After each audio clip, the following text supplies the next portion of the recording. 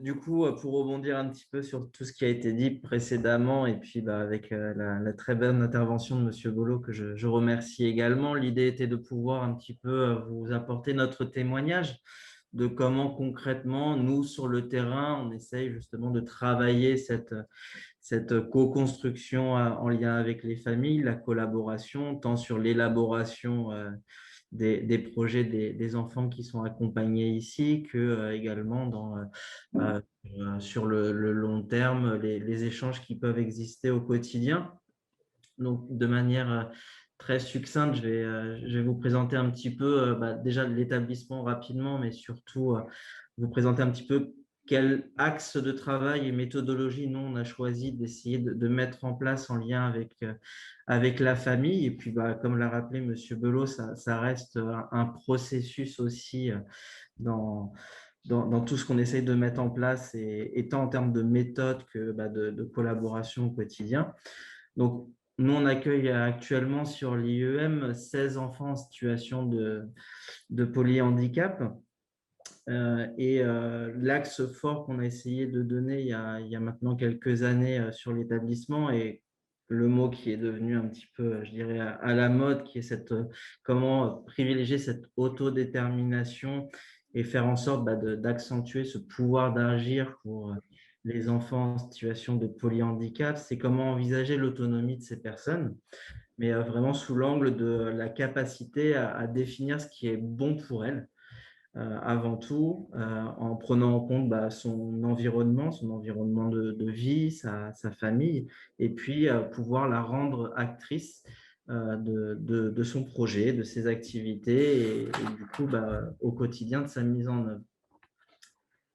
Euh, Par rapport à ça et dans la manière dont on a voulu construire cette présentation, alors je suis avec Madame Panchèvre, qui est éducatrice spécialisée, qui va du coup vous amener aussi le témoignage côté professionnel. Et j'excuse du coup deux familles qui devaient être présentes et qui ont participé à la préparation de cette journée avec nous, mais qui ont été retenues pour leur enfant par des obligations.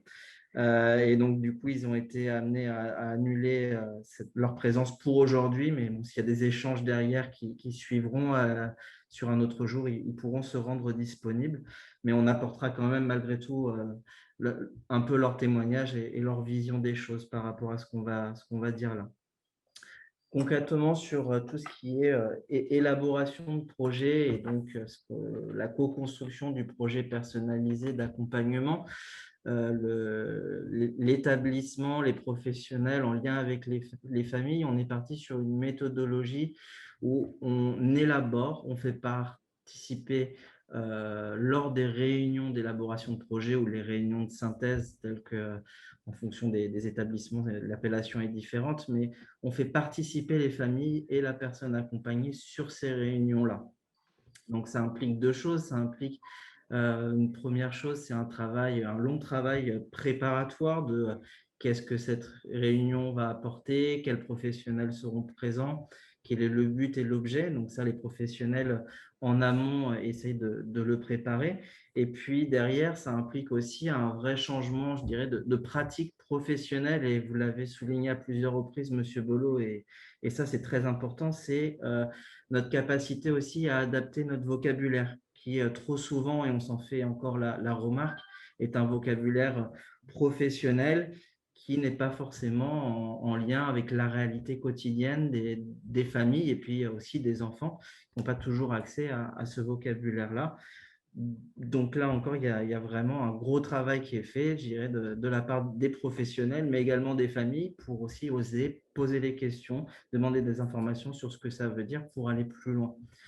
Donc ça, c'est quand même un des gros travaux qu'on essaye, et je pense qu'on ne sera jamais satisfait, il sera toujours sans fin.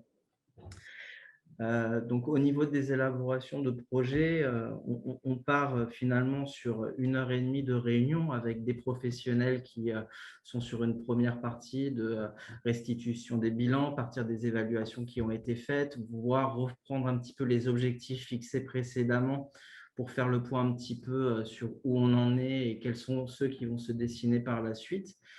Et du coup, derrière, avec la famille, on construit ce projet en partant bien évidemment des souhaits, des attentes que eux ils ont vis-à-vis de l'établissement ou sur, je dirais, l'avancée ou les besoins qu'eux, ils ont identifiés pour leur enfant au quotidien.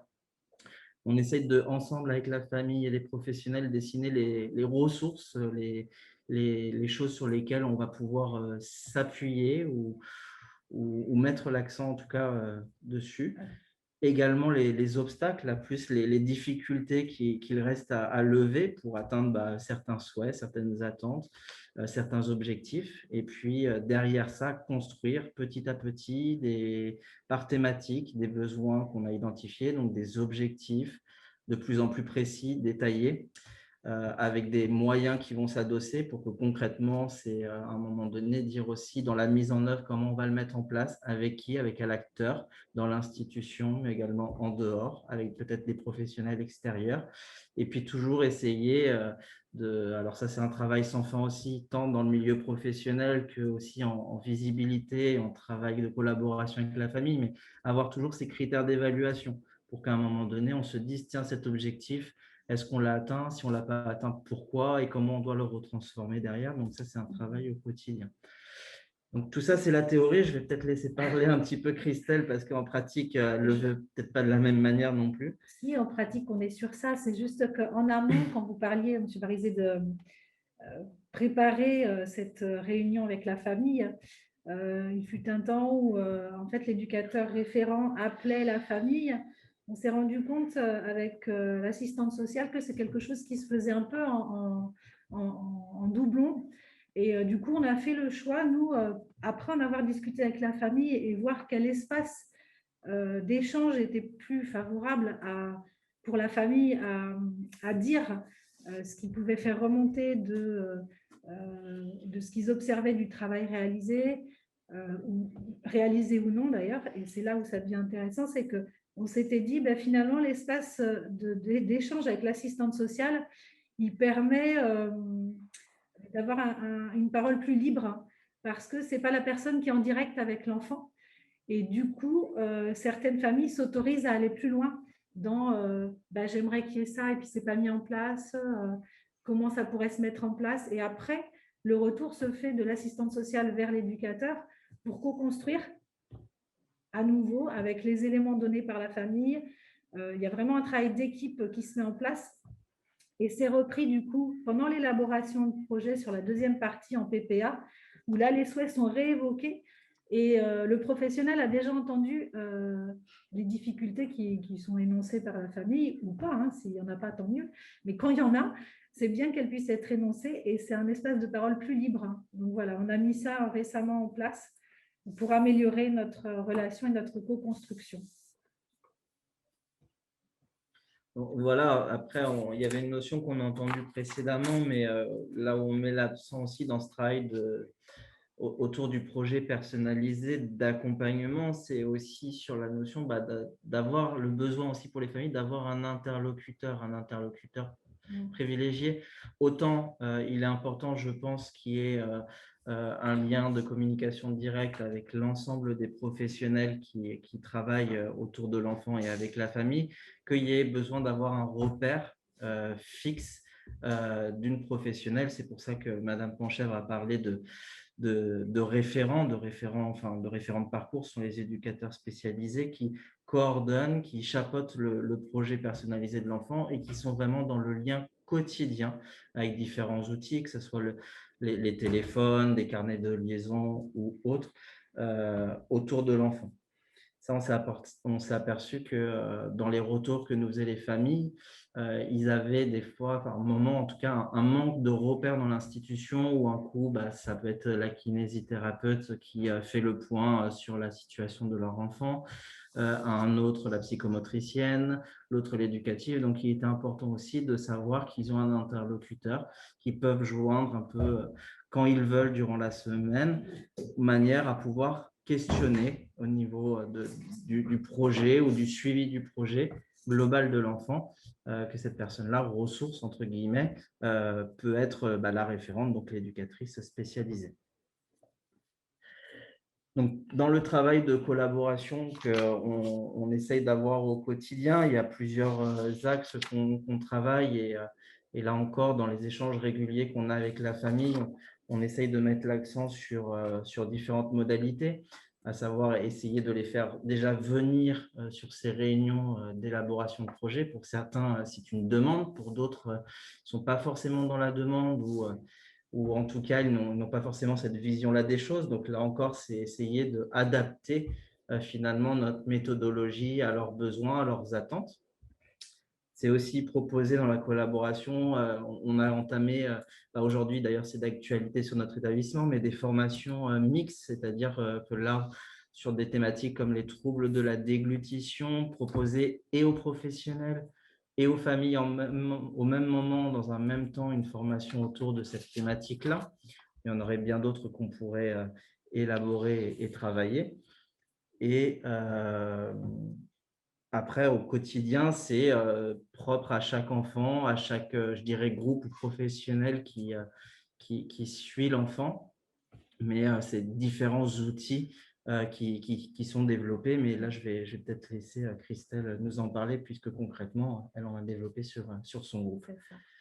Juste ce qu'on a précisé, qu'on était en équipe réduite sur la deuxième partie de l'échange avec les familles. Pardon, j'ai été interpellée entre-temps. Alors, sur les outils qu'on utilise au quotidien, on a justement pris le temps avec les familles. Là, c'était l'occasion et on vous en remercie finalement de se poser, de se dire est-ce qu'on peut réfléchir ensemble aux outils qu'on utilise, comment vous les percevez, comment nous, on peut les améliorer. Voilà, c'était l'occasion. Donc, merci pour ça déjà. Et puis, donc, avec certaines familles, on a pu recenser un petit peu les outils. Donc, voilà. Sur le groupe, on a notamment, dans l'institution, un carnet de liaison qui part à la maison tous les soirs, dans lequel il y a un petit bilan de la journée sur l'activité présentée, proposée, à laquelle l'enfant a participé ou non. On essaie de faire un petit mot assez facile à lire et à comprendre parce qu'on a aussi des familles qui sont d'origines diverses. Et du coup, il faut parfois que nous, on adapte la langue aussi dans laquelle on va écrire le mot, dans le graphisme parfois, pour que les familles puissent lire. On a des mamans qui sont d'origines différentes et qui ont des problèmes avec l'écrit, donc qui passent par la lettre majuscule, par exemple. Et il est arrivé aussi qu'on utilise des pictos pour que simplement la famille qui ne peut pas écrire puisse nous dire, parce que l'information, elle part de nous le soir vers la famille, mais elle revient aussi de la famille vers nous le matin. Et pour faciliter pour les familles qui sont en difficulté dans l'écrit, on a aussi mis en place des pictos simplement avec l'enfant qui a bien dormi ou qui a mal dormi, l'enfant qui a eu une selle ou qui ne l'a pas eu. Enfin voilà, des choses très concrètes, bien manger, pas bien manger, pour que nous, quand l'enfant arrive, on puisse s'adapter à ce qu'il est au moment où il arrive, s'il est bien, s'il n'a pas été bien, s'il a mal dormi. Voilà, pouvoir proposer notre activité adaptée en fonction de l'état dans lequel il est. Sur la période Covid, on a découvert un nouvel outil qui est en fait le téléphone portable qu'on n'utilisait pas beaucoup puisqu'on a les téléphones professionnels et puis on est dans le rythme de l'institution. Et là, sur cette période où on a dû un peu intervenir différemment, finalement, on a dû se contacter par téléphone. Et moi, j'y ai vu un intérêt que j'ai gardé. C'est-à-dire que dans le quotidien, on faisait la restitution de l'activité que à travers le cahier. Et là, dans notre quotidien, ça peut arriver qu'il y ait un moment qui soit fort dans ce que vit l'enfant, dans l'expression qu'il en fait, qu'il en redonne, et que ça ne nous appartient pas, ça appartient aussi à sa famille. Et avec le téléphone, c'est génial, c'est une photo dans l'instant et on envoie. Et on partage en direct un sourire, un moment fort de la journée de leur enfant. Et on a des retours qui sont quasi immédiats de c'est génial, ah oui, j'adore quand il fait ça, enfin voilà. Et ça crée une relation de confiance qui est forcément favorable pour l'accompagnement de l'enfant. Ensuite, par rapport au PPA et aux écrits professionnels qui effectivement peuvent parfois être encore fournis de mots compliqués, de jargon professionnel, on reste disponible pour les familles en leur proposant des rendez-vous, on les reçoit, on peut être dans l'explication des bilans si besoin, soit par le référent, soit si c'est vraiment des termes techniques, par les professionnels qui ont écrit le bilan. Voilà. On a des échanges quotidiens à travers le cahier, mais aussi par rapport aux familles qui accompagnent leurs enfants le matin et qui viennent les rechercher. Des échanges réguliers sur les points positifs, les difficultés, les difficultés que rencontrent les professionnels, les familles. Voilà, on essaie d'être sur un échange constructif sur tous les points importants. Et a été mis en place aussi, alors ça c'est mes collègues assistantes sociales et psychologues, le café des parents et les entretiens avec les fratries. C'est assez récent et je rebondis sur le témoignage qui a eu lieu ce matin avec la maman d'Andrea, où on est dans la collaboration famille, équipe. Et moi, ça m'a fait un peu réagir en disant, mais c'est vrai qu'on reçoit des enfants du CAMS qui ont déjà, et des familles, par le fait, qui ont déjà vécu quelque chose de l'ordre de l'institution, même si c'est sur des prises en charge ponctuelles, hein, ce n'est pas des prises en charge à la journée, des accompagnements à la journée, pardon. Et en fait, faire le lien avec nos partenaires CAMS et construire des outils communs et réfléchir ensemble sur ces outils qui existent chez eux et comment faire du lien avec tout ça au moment du passage de l'enfant et de sa famille d'une institution à une autre. Voilà, ça peut être intéressant. Donc, voilà, j'ai trouvé riche ce matin de pouvoir entendre ça. Et ça nous donne des idées pour continuer à co-construire avec les partenaires. On parlait de projets spécifiques. Il y a les formations qui sont actuellement en co-formation professionnelle et famille. On a fait exister aussi, alors avec le Covid, là, on est un peu bloqué, mais on a fait exister aussi des ateliers que j'ai appelés les ateliers partagés, c'est-à-dire que les familles sont invitées à venir passer un moment avec nous dans un temps d'activité qui est proposé à leur enfant. Quelle que soit l'activité, ça peut être sur de la musicothérapie, ça peut être sur un atelier de communication, enfin voilà, tout est possible. Ça peut être fait en fonction du souhait de la famille. Ben voilà, vous me parlez de cette activité-là, je ne vois pas comment mon enfant peut s'inscrire là-dedans, je ne comprends pas ce qu'il peut en faire. Et bien du coup, là, on se dit, mais alors, ok, on la partage ensemble, cette activité, et puis vous verrez comment il s'en saisit et comment on peut adapter ce qu'on propose à votre enfant. Voilà. On est parti aussi, on est en train de travailler sur une fiche d'identité. On est en train de l'améliorer plus exactement parce qu'elle existe déjà. Et sur cette amélioration, on est justement sur l'idée de la co-construire, cette fiche, parce que jusqu'à présent, on la faisait nous, dans l'idée que avec cette fiche d'identité, derrière le fauteuil, on a le nom de l'enfant, son âge, sa capacité de communication, le oui, le non, s'il est en mesure de l'exprimer, enfin, un petit peu comment il s'exprime, et les besoins essentiels, comment on l'accompagne sur un temps de repas. Cette fiche-là, elle était construite entre nous, professionnels, et on se dit que finalement, cette fiche, elle reste derrière le fauteuil, c'est-à-dire que quand l'enfant il repart à la maison, il repart aussi avec cette fiche, et que la famille, elle a une vie, elle va dans différents endroits, et qu'il y a cette fiche derrière l'enfant, et que du coup, ça leur appartient aussi de savoir ce qu'ils veulent y mettre, comment ils veulent le mettre, comment ils s'y inscrivent. Donc, on va être dans cette démarche-là. Et pour aller plus loin, alors on va proposer des rencontres régulières pour co-construire les outils, évaluer les besoins, partager le quotidien infomédical éducatif. Le Covid nous a aussi permis de mettre en place des VAD, ce que dans notre quotidien, on n'avait pas l'habitude de faire. Et c'est vrai que c'est compliqué parce que ça, voilà, il faut l'organiser et c'est un manque sur le terrain. Bon, c'est toute une organisation interne. Mais en tout cas, ça nous a permis de voir à nous professionnels et aussi aux familles qui ont pu l'exprimer clairement à quel point ça ouvrait sur la possibilité et le regard qu'on avait de leur enfant.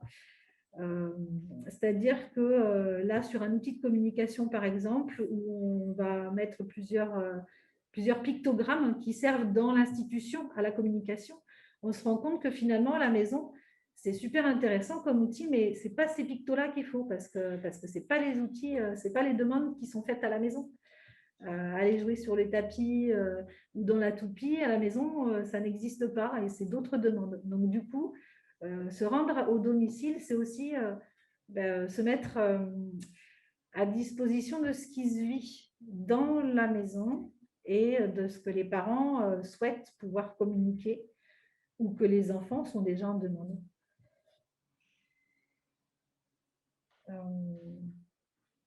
On aimerait aussi pouvoir mettre en place un espace d'accueil famille qui permettrait aux familles d'abord de se rencontrer, d'échanger entre elles, de prendre le temps de se rencontrer, d'investir aussi les murs de l'institution pour mieux s'inscrire ou s'inscrire davantage dans la vie de l'UM, et notamment à travers le CVS qui existe déjà. Voilà. Et l'intervention hors les murs qui s'est présentée à nous là sur cette période nous a aussi ouvert sur la possibilité de mieux réfléchir le répit dont les familles ont besoin, soit un accompagnement fait par nos services ou mis en place avec la famille vers des soutiens territoriaux avec des associations sur le secteur. Voilà, mettre un peu plus en place le répit, le relayage. C'est aussi, pour finir et aller un petit peu plus loin dans les propos, mais là, c'est dans les témoignages que ont pu nous faire les familles, c'est avoir cette possibilité de va-et-vient entre tant les familles puissent investir les lieux de l'établissement, de l'IEM, tant sur les lieux de vie, d'activité de l'enfant sur l'établissement, mais également avoir des lieux de rencontre avec différents professionnels. Et autant, à un moment donné, beaucoup de familles ont apprécié ce côté de les professionnels puissent aussi venir voir à la maison, se rendre compte, éventuellement échanger sur des adaptations qu'ils souhaiteraient faire, demander du conseil, de l'information, mais aussi avoir ce que Christelle, à travers les interventions hors les murs, était en train de mettre en avant, c'est avoir ce relayage à proximité où à un moment donné, le professionnel va travailler avec l'enfant au domicile, dans son environnement, et ce qui permet aussi à la maman ou au papa de pouvoir, elle, prendre soin d'elle ou faire d'autres activités qu'elle ne pourrait pas faire chez elle, seule avec l'enfant. Donc voilà, si on essaie de retranscrire un petit peu, en tout cas, ce que le Covid a permis aussi d'expérimenter, il ne faut pas se mentir. Après, ça reste au souhait de la famille, c'est-à-dire qu'on respecte aussi les familles qui n'ont pas envie qu'on intervienne chez eux parce qu'ils ont envie que leur vie à eux privée reste cette vie privée. Ça leur appartient et on le respecte tout à fait. On est dans la co-construction, c'est-à-dire qu'on peut être force de proposition, mais on reste à l'écoute de leurs besoins, leurs envies, et qu'à aucun moment ça devient quelque chose d'impératif parce qu'on a cette idée-là. C'est juste que c'est une proposition, ça peut exister, ils peuvent s'en saisir ou pas. Voilà, tout simplement. Et ça paraît important pour nous de le préciser parce que voilà, c'est pas, on ne détient pas la vérité, on est dans l'échange et ça c'est important.